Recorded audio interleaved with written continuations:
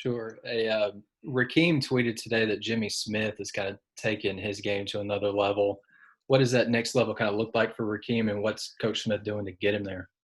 Well, I know that he's gotten better.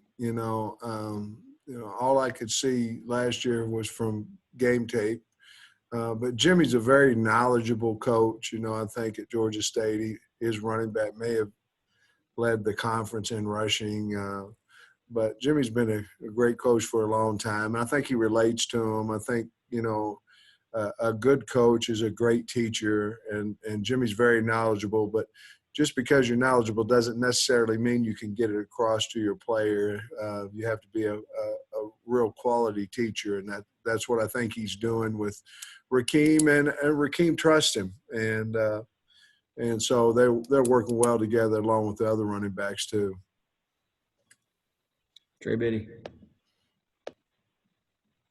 Hey, Coach. I was just curious, as you guys kind of move from this weekend to next week, what you're looking for next week. You're going to start Georgia prep, I guess, a little bit early, and I guess maybe start finalizing some stuff on who's going to start where. Yeah, I think next week is still a work week, beginning of the week. Monday, Tuesday, Wednesday, we will still be working on Arkansas. And then we're going to take off Thursday. And then Friday, we will start Georgia prep. Basically, you'll have a Friday, Monday type practice, a Saturday, Tuesday type practice. Then we'll take Sunday off. And then you'll go Monday, which would be a Tuesday type practice. On Tuesday, you'll go to Wednesday.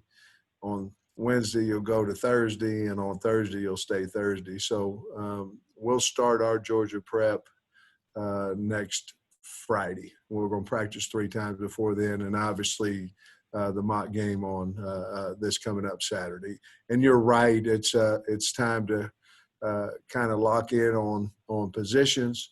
And as long as we stay healthy and have the right kids, all our kids at practice will be able to do that. If we, for some reason don't, then, it'll still be a little bit of a work in progress. Hutch. Coach, we've seen Marcus Henderson out there in number 83 and running some tight ends. What went into that, and what are you looking for out of him? Yeah, he caught a couple of balls tonight. We're trying to get some depth there. And, wherever he ends up on the depth chart, the bottom line is he was doing really well at tackle. But, I sat down with Coach Cooper and Coach Davis and said, hey, look now, we have tackles, and we have tackles, several, 3 to 4 tackles in there. Let's move him over to tight end, see if we can have a physical blocker in there and, more physical blockers in there. And he can catch the ball. And he actually did that some in high school. So we moved him over there. We have to get him ready. And, obviously he knows the offense. Very, very easy transition for him as far as the blocking goes. Certainly the routes and things of that nature.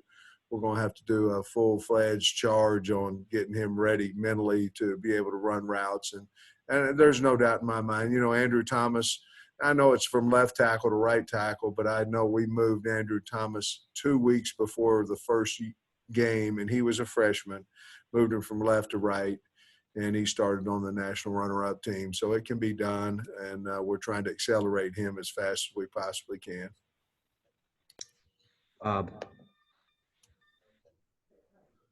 Hey, Sam, I got enough trouble remember what day of the week it is. You kind of confused me with that stuff. I know. I was confused talking about it, but I think if you record it, you'll know exactly what I mean. Okay, I'll get Tom to help me.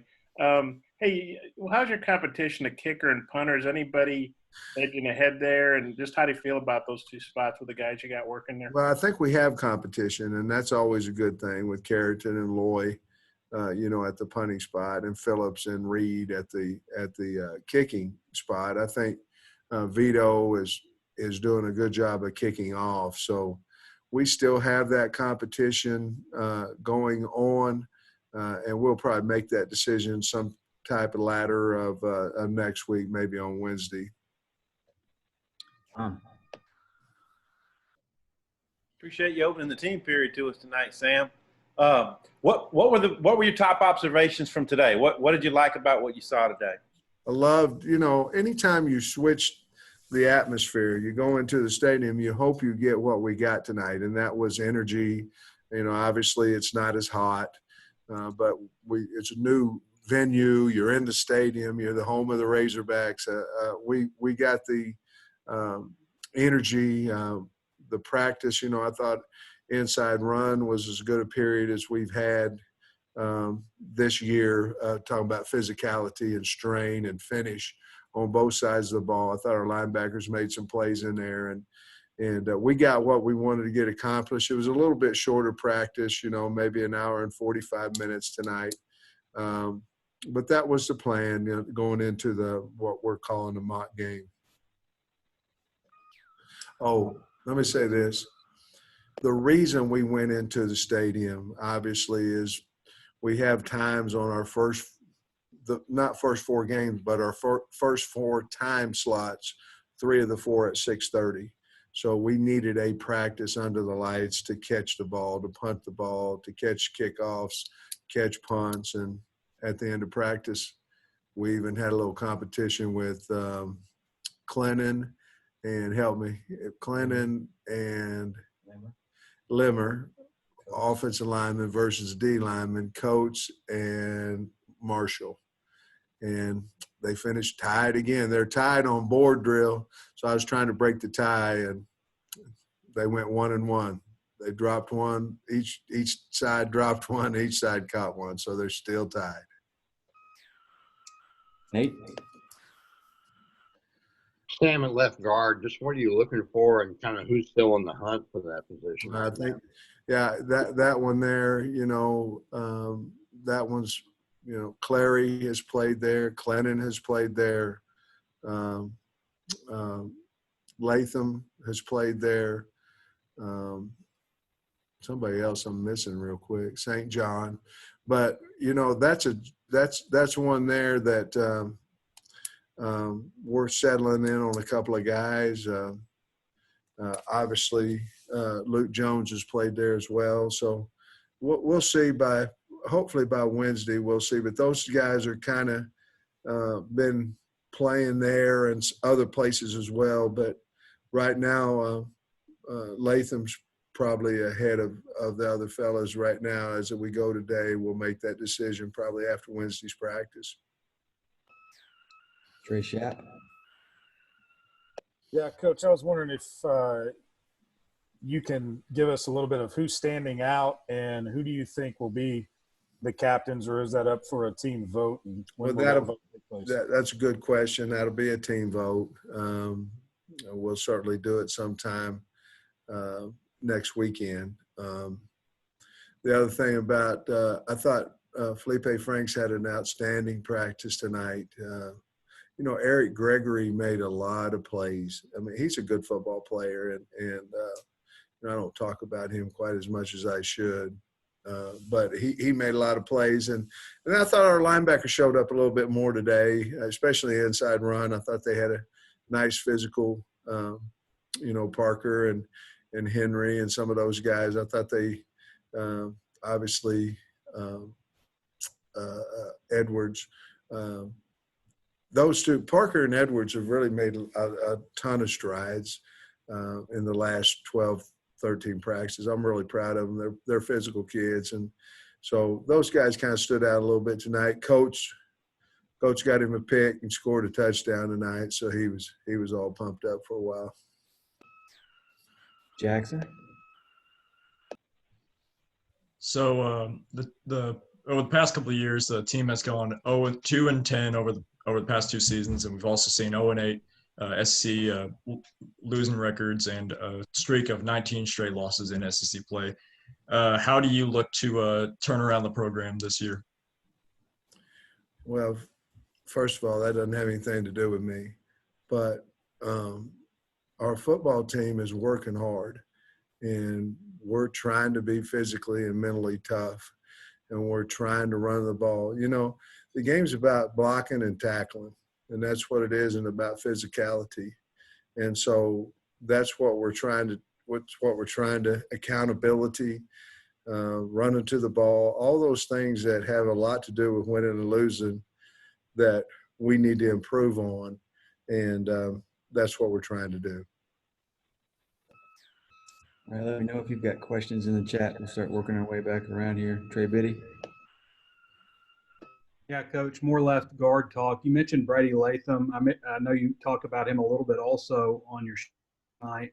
What has he done you guys like really just almost seems like you're trying to find a spot to plug him in. He's played so many different spots. Trey, you're 100% correct. We are trying to find a place for him because he's physical, he's mean, he's athletic. He's not quite, the size that you'd like for him to be yet, but he's a freshman, a redshirt freshman. But he has feet and he has want to, and those will take you a long way playing offensive line. And so you're 100% right. We're trying to find a place. We believe that he potentially, and we do believe that he's one of our top 5 players, and we're trying to find a place for him to insert him into our line. Nikki. Hey, Coach, you already mentioned Felipe had a pretty good day today, but since Friday's scrimmage, just, how have the quarterbacks been doing and how's the ball security been? Well, Nikki, what a great question. Because, I wasn't pleased and they weren't pleased with what they did, but they've really come roaring back this week. And Felipe is playing with a lot of confidence as well as KJ. And so I think we all as a staff feel really good about our quarterback room. And then I'm not for sure what the rest of the question was, Nikki. What was the other part of it? And the ball security. Yeah, the ball security, we have, how I feel. If we've got a problem, then it's not just, hey, you have to get better holding on to the ball. We're gonna have 5-minute periods of trying to knock the ball out of our hands, and we've done that this week at our practice, and we, obviously you're going to lose a ball here and there, a helmet on a ball or something like that, but if you don't emphasize it, you're not going to get anything out of it. So that's what we've done, and we've done a better job of hanging on to the football. Thank you. John Neighbors. Hey, Coach. One of the things I thought was interesting, I think you said in your show last night as well, was talking about your coaching staff and, adjusting to the players that you have. And I was just wondering, how as a coach and as a staff do you play that as far as adjusting to the strengths of what your team is, but also making sure you stick with the way you coach and how you coach? How do you strike that balance and making sure you're getting the most out of your players and as well as out of your staff? I did. I think I said it last night, but I love our coaching staff. They have a burning desire. They love to be at Arkansas, and they have a burning desire to have a plan, and let's go out together and let's get this plan done. When we hire coordinators, you hire them to basically run their offense, but look and see where we can be successful. And I think Kendall has adjusted really well to our personnel, what we can do, what we can't do.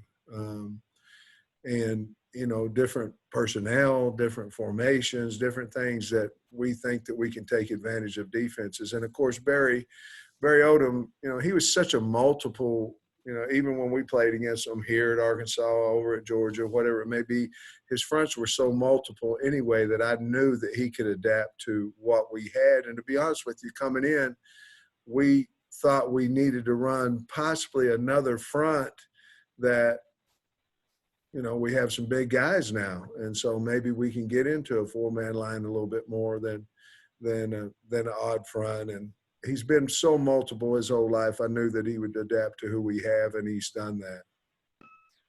Hutch? Yeah, Sam, you mentioned the mock game on Saturday. What does that entail? What does a mock game look like for you? Well, we'll start at 7, and we'll eat pregame.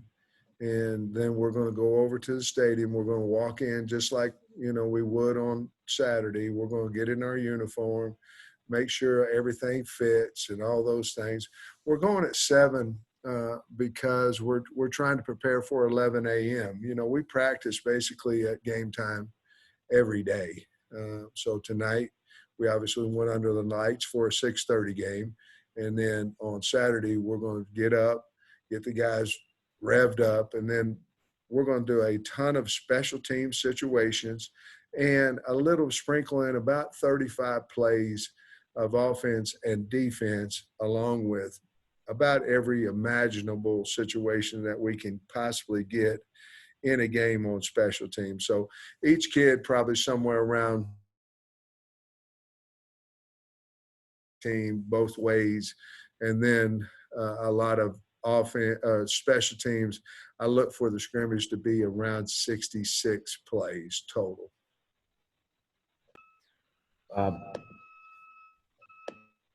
Sam, I was going to ask you about Edwards and Parker, and then you brought them up, but I was wondering if you could get a little more specific about what they've done that you like, because neither of those guys have played a lot of defensive snaps in the past. If I might slip in, who of the punt returning linemen, who has the best hands? Well, the punt returning lineman, I thought it was Coates, but he dropped it, you know. So I'm not positive. Who caught it out there? Bo Limmer caught the punt return. He's offense, and then John Marshall caught the kickoff return. So I was opposite. I'd have thought Coach would have caught it every time, but he didn't. And then with Edwards, what they're doing now, they haven't played much ball, and so they're seeing, you know, the pulling guard. They're seeing the tight end go backside. They're seeing that so much better now. They're not playing such a lateral game. I mean, they're coming downhill, and you know, both of them have good size. Of course, Dede, he's got more speed than Parker, but Parker's got more size and is a little bit more of a big physical guy. So they're just seeing the game better. Coach Rhodes done a nice job coaching them, but they want to be really good, and that's a big part of anybody becoming a good player. But I really like their attitude, and they're seeing the game so much faster than they were even a week ago. Tom. You said on radio last night that Brad Davis had prepped 6 guys at center, and I think I got 5 of them down, but you tell me, and then I'll add the other one in. Okay, so Clary, Stromberg, Limmer, Jones. Now I'm missing one of those. Clinton, yeah, and then I'm missing that 6th one. Clary, Stromberg, Clinton, Nix. Okay. And also, when do you anticipate? You think you'll do a depth chart anytime soon? When y'all need it. As soon as you got it ready, man. Whenever you need it, we'll give it to you. We'll probably I wasn't being smart. I'm saying, you know, we'll have one before we play the game. I promise you. But whenever they make me do one, I'll get it out there. Usually it's about 2 or 3 days before the game. Oh, well, you could open up the mock game Saturday and pass them out to us then. That's not going to happen. Hey. Sam, just as far as anybody else at linebacker, you know, the veterans, Poole, Morgan, or any of them still in the hunt? Just kind of how are they doing? Well, they're doing fine. Like I say, Henry had a better practice today. He did some nice things, and now the fellas are doing a nice job. Nikki? Coach, now that you kind of see all the skills that your quarterbacks present, do you imagine maybe being able to work in a second quarterback, or do you see the system being pretty traditional with just, you know, the one guy? Nikki, I don't know. Obviously, they both, you know, if you're talking about KJ and Felipe, they both can throw, they both can run. You know, KJ has strength with his, he's a powerful runner. So, along with that and some, some wildcat stuff and things of that nature, you might see 2 or 3 different guys at quarterback in a game. Cool. Thank you. Jackson. So I remember you were talking about how your coaching staff is really excited to be here at the University of Arkansas. So what does it mean to you to be the head coach of Arkansas? By the way, you look sharp, man. You got that suit, looks good on you. It does. It means everything. You hear about dream jobs. Well, it's the